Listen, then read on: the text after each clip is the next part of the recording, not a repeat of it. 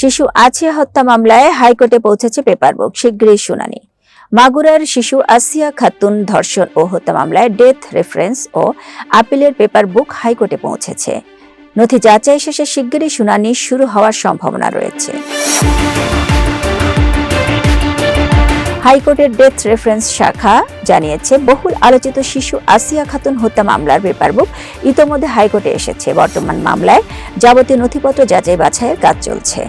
যাচাই শেষে নথিগুলো রেজিস্ট্রার কার্যালয়ে পাঠানো হবে। এরপর প্রধান বিচারপতি মামলাটির শুনানির জন্য একটি ডেথ রেফারেন্স বেঞ্চ নির্ধারণ করবেন। সেই প্রক্রিয়া সম্পন্ন হলে আনুষ্ঠানিক শুনানি শুরু হবে। উল্লেখ্য, 2020 সালের মার্চে মাগুরার রামনগর গ্রামে 7 বছরের শিশু আসিয়া খাতুনকে ধর্ষণের পর হত্যা করা হয়।